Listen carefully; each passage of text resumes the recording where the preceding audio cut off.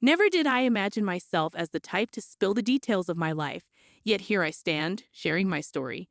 My name is Anna, and at 32, I find myself trapped in a marriage that's been spiraling downward for longer than I care to admit. Let me introduce you to the key players in my life, starting with my husband, Michael. Michael was captivating when we first crossed paths. His smile was effortless, and he possessed a charisma that made everyone feel valued. However, that facade shattered, revealing his true colors and exposing the constant interference of his parents, Evelyn and George. Evelyn and George, where do I even begin? They're the epitome of entitlement, believing the world owes them something. From the moment Michael and I became a couple, they inserted themselves into our lives, becoming a perpetual source of frustration. Their presence has become a catalyst for the impending demise of our marriage. Our story unfolds on a typical evening at home. Michael arrives from work, and I'm in the kitchen, attempting to prepare dinner after a grueling day at my own job. Anna, why isn't dinner ready yet? Michael's tone is sharp, a familiar edge that has become all too common. I just got home, Michael. It's been a hectic day at work. I respond, feeling the weight of exhaustion bearing down on me. But excuses are futile. Michael's parents are coming over, expecting a lavish meal, as always. Evelyn and George treat our home like their personal domain, criticizing my cooking and dictating their preferences without hesitation.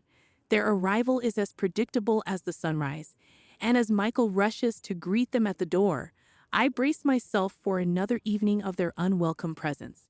Anna, dear, I hope you're making something appetizing tonight. We're tired of the same old dishes, Evelyn remarks, disregarding any semblance of pleasantries, and George chimes in, make sure there's enough. You always cook so little. I clench my jaw, struggling to maintain composure. I'm making spaghetti bolognese. It'll be ready soon, I reply tersely. But even that isn't satisfactory for Evelyn. Spaghetti again? Well, I suppose you'll have to do, she scoffs. The evening unfolds in its usual fashion, with Evelyn and George nitpicking every aspect of our lives while Michael passively nods along. After dinner, as I clean up the remnants of their presence, Michael confronts me in the kitchen. You could try being nicer to my parents, Anna. They're just set in their ways, he suggests, his words cutting through the tension like a knife. I slam a plate into the dishwasher, my frustration reaching its boiling point. Nicer? Michael, they treat me like a servant, and you allow it. When will you realize they're manipulating us? I retort, my patience wearing thin, but Michael's allegiance remains steadfast. They're my parents, Anna. They come first. If you can't understand that, maybe you shouldn't be here, he states coldly. As I lay in bed that night, staring at the ceiling, I come to a sobering realization. Something has to change. Living in a house where I feel like a stranger, married to a man who prioritizes his parents over our marriage, is no way to live. And this is just the beginning of my tale, a narrative of how I became ensnared in a marriage far removed from my expectations, with in-laws who see me as nothing more than a pawn to be manipulated and belittled. If I thought navigating my relationship with Michael was challenging, dealing with Evelyn and George takes it to a whole new level. They have a knack for making everything about them and excel at pushing my buttons. Let me set the scene for a typical Sunday afternoon. Sundays, as Evelyn liked to proclaim, were family days, which translated to Michael and me having no say in how we spent our time.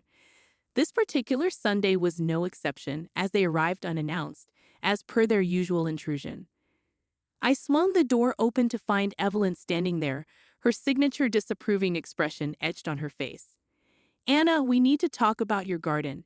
It's becoming an eyesore, she declared, brushing past me and entering the house. I bristled at her audacity. We've been busy, Evelyn. The garden isn't our top priority right now, I retorted. George trailed behind her, grumbling, busy doing what? You don't even have kids to take care of. Before I could respond, Michael strolled in from the living room, all smiles. Mom, Dad, glad you could make it.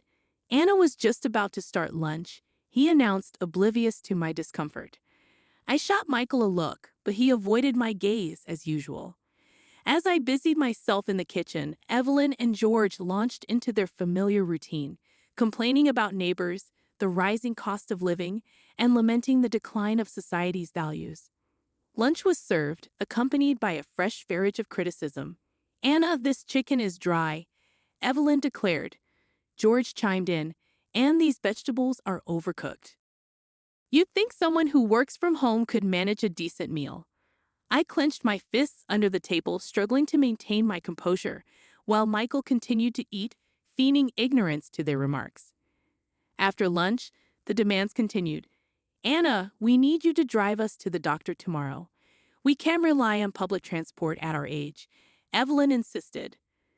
"But I have work meetings all day tomorrow," I protested. "Why should we spend money on a cab when we have you?"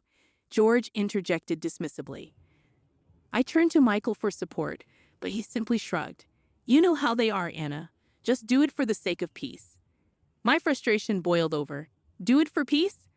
When do my needs get considered in this family? The rest of the day unfolded in much the same way. Evelyn needing help with her phone, George seeking advice on his garden, and me expected to cater to their every whim. That evening, after they finally departed, I confronted Michael. "Why do you let them walk all over us? Why can't you stand up to them?" I demanded. "They're my parents, Anna. They're old and set in their ways. We just have to deal with it," he replied defensively. "But at what cost, Michael? Our happiness? Our marriage?" I pressed. He had no response as usual. As I lay in bed that night, feeling alone and unsupported, it became painfully clear that Michael's loyalty to his parents was overshadowing our relationship. I began to wonder if I was fighting a losing battle. Now let me tell you about how Michael, the once charming man. As time passed after our marriage, Michael began to transform, much like witnessing a flower wilting, but without the gracefulness.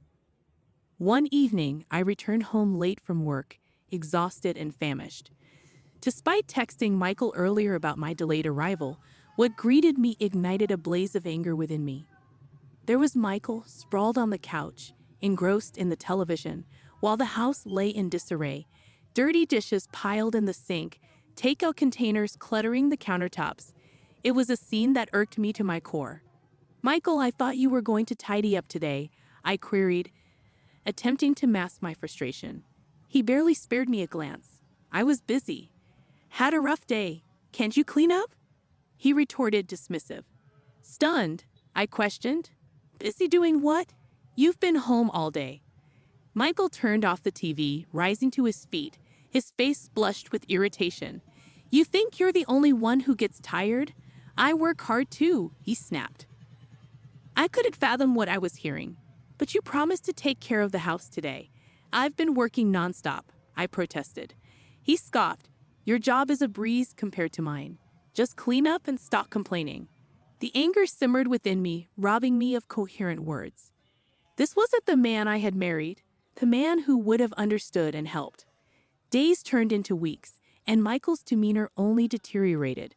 He started spending Friday nights out with his friends, returning home inebriated, expecting me to accept it without question. One particular Friday, he stumbled in at 2 a.m., reeking of alcohol. "Where have you been?" I demanded, my worry and frustration palpable. "Do you have any idea what time it is?"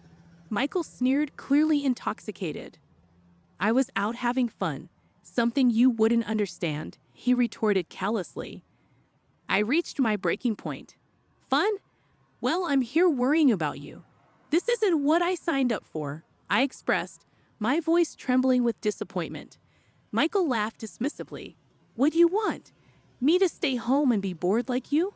"No thanks," he replied, callously indifferent. That's when it hit me. Michael wasn't the man I fell in love with anymore. He had morphed into someone unrecognizable, someone who disregarded our relationship and my emotions. After yet another argument about his late nights, I attempted to address the state of our marriage. "Michael, we need to talk about us, about our marriage," I ventured, my heart heavy with uncertainty. "I thought we were a team," I managed to say, my voice trembling with emotion. but he didn't even spare me a glance. What's there to talk about? If you're unhappy, that's your problem. His words hit me like a ton of bricks. My problem?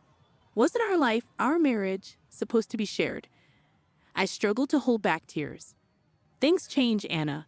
Maybe you should too. Michael shrugged dismissively, his indifference cutting through me like a knife. That night, as I lay in bed, I felt more alone than ever. It was painfully clear that Michael's transformation wasn't just a phase. It was a fundamental shift in who he was. I wondered if any trace of the man I married remained within him.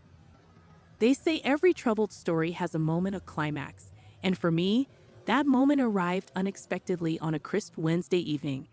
I walked into the house, the tension palpable. Michael sat at the kitchen table, his expression unreadable. "We need to talk, Anna," he said without preamble, his voice grave. My heart raced as I braced myself. "Okay, what's up?" Michael took a deep breath. "I think it's time we face the truth. Our marriage, it's not working. We should get a divorce." His words hit me like a sledgehammer. Divorce? I knew things were strained, but divorce seemed like a monumental step.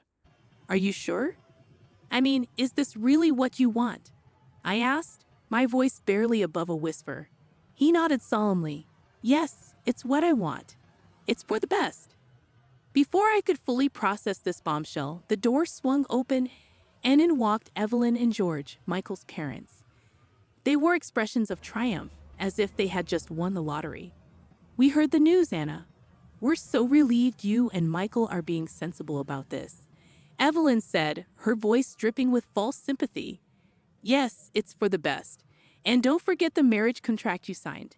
You won't be getting a cent of our son's estate," George added, his tone smug. I was speechless.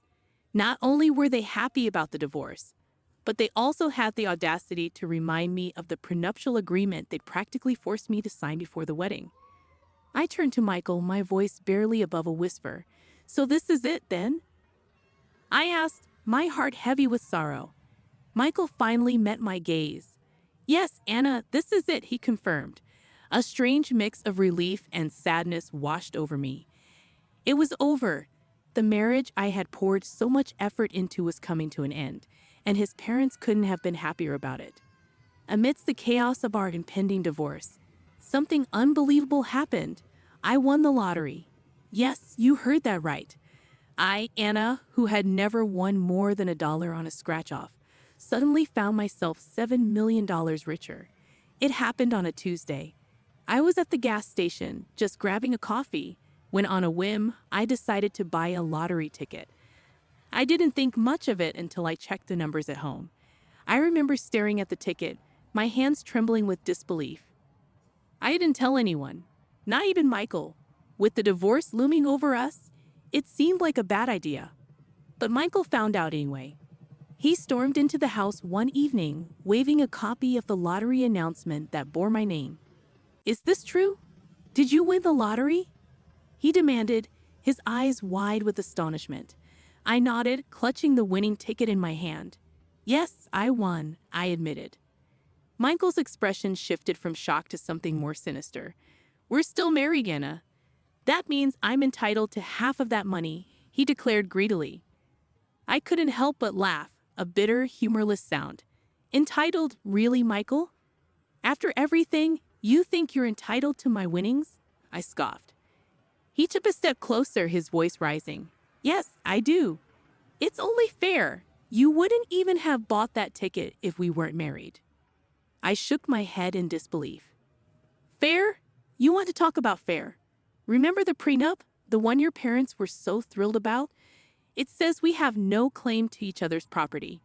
Michael's face turned red with anger, his frustration palpable. "That's different." "This is different," he insisted. But I stood my ground, holding the ticket tightly. "No, it's not. I won this money, Michael. It's mine, and I'm not giving you a cent," I declared, feeling a surge of strength and a newfound sense of power. "You're right, Michael. No, it's not. This is where I draw the line. I'm keeping the money, all of it," I declared, a sense of empowerment coursing through me. With determination, I placed the lottery ticket in my safe, a smile gracing my lips. He stormed out of the house, the door slamming behind him. I stood there, the winning ticket in my hand, feeling as though I had won more than just money. I had won a chance to start over, to be free from Michael and his greedy, overbearing parents. After all the tension and drama with Michael and his parents, something utterly absurd occurred. Upon returning from a business trip, I discovered that my safe, the one where I had stored the fake lottery ticket, was gone. Walking into my house, I observed the empty space where the safe used to be. Instead of panic or anger, I couldn't help but burst into laughter. The situation was so ludicrous, so over the top, that it struck me as comical. I was fairly certain that Michael and his parents were behind this clumsy heist. Instead of calling them, I began cleaning up, still chuckling to myself. The image of Michael, Evelyn, and George attempting to move that heavy metal safe out of my house was too amusing to ignore. And the thought of them trying to crack it open without the keys was the cherry on top. As I swept up the mess, I imagined their frustration when they finally managed to crack it open, only to find a worthless piece of paper instead of the real lottery ticket.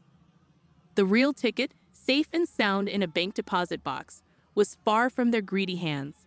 The absurdity of the situation was almost too much to bear. They had stooped to breaking into my house, stealing a massive safe, all for nothing. I couldn't decide whether it was tragic or hilarious. Amidst the disarray of what used to be my living room, I sat down on the couch, still laughing. If they thought they could outsmart me with such a clumsy plan, they were sorely mistaken. That night, as I went to bed, it wasn't with worry or fear, but with a smile on my face, thinking about their expressions when they realized their grand theft had been for nothing. It was a small victory, but in the grand scheme of things, it felt huge. After discovering my safe was gone, along with the fake ticket inside it, things took an unexpected turn. I received a call from Michael, and by the tone of his voice, I knew something was amiss. "Anna, you have to help us," he said, sounding desperate. Confused, I asked, "Help you? What happened?" "We're at the police station. They'd arrested us," he blurted out. I couldn't help but chuckle. Arrested for what? For trying to cash in the lottery ticket? But it's a fake, Michael. It's a fake. I almost laughed into the phone. There was a moment of silence on the other end before Michael insisted, "You need to come here and tell them it's a misunderstanding." "Signing," I agreed. "Fine, I'll be there soon." At the police station, I saw Michael, Evelyn, and George sitting in a holding area, looking completely bewildered.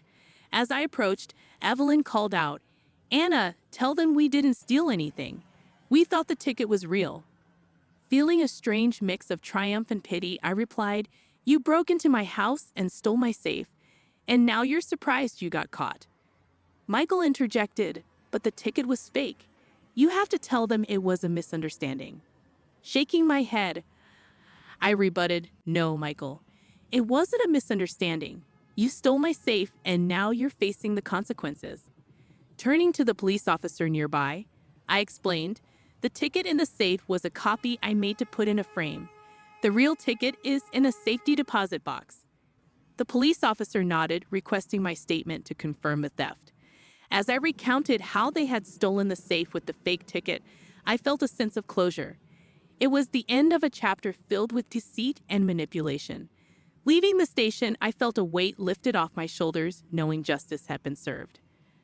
I couldn't shake off the sense of relief washing over me.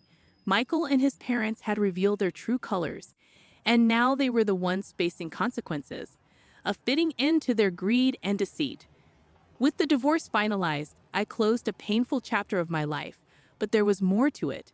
Michael's parents had been charged with theft, an irony not lost on me given their history of manipulation. Sitting in my lawyer's office, signing the last of the divorce papers, I felt a mix of relief and anticipation. "Mr. Thompson, you're officially divorced now, and with the charges against your ex-husband and his parents, they might be looking at real jail time." "How do you feel?" my lawyer inquired. Taking a deep breath, I felt the weight of my words. "Honestly, Mr. Thompson, I feel like I can finally breathe. It's been a long road, but I'm ready to move on," I replied with resolve. He smiled understandingly. Just remember, you have a new life ahead of you. A life with endless possibilities and a substantial lottery win to help you along the way. I smiled back, feeling empowered. Oh, I have plans, Mr. Thompson. Travel, new experiences, and maybe a bit of adventure. It's time I live life for myself. Stepping out of the office, I felt lighter, as if a burden had been lifted off my shoulders. As I walked, I dialed my best friend Lisa. Lisa, it's official. I'm divorced. And Michael and his parents, they're facing the consequences of their actions. I said, a small smile on my lips. Lisa's voice was full of support. Anna, I'm so proud of you. You've come out of this stronger than ever. So what's next for you? Gazing down the bustling street, my heart filled with hope. I'm going to travel, see the world. I want to experience everything I've missed out on. That's amazing, Anna. You deserve every bit of happiness and adventure. And if fake jail time, well, that's just poetic justice, Lisa said, her tone light but sincere. We chatted for a while, making plans. For the first time in a long while, I felt genuinely excited about the future. Ending the call, I took a moment to reflect on everything that had happened. The lies, the betrayal, the pain. It was all behind me now. Ahead lay a path of new beginnings, adventures, and a chance to rediscover who I am. With a spring in my step, I started walking, ready to embrace whatever came next. This wasn't just an end. It was the start of something new, something beautiful. And as I walked away, I realized that this was just the beginning of my story. A story where I was the author, and anything was possible.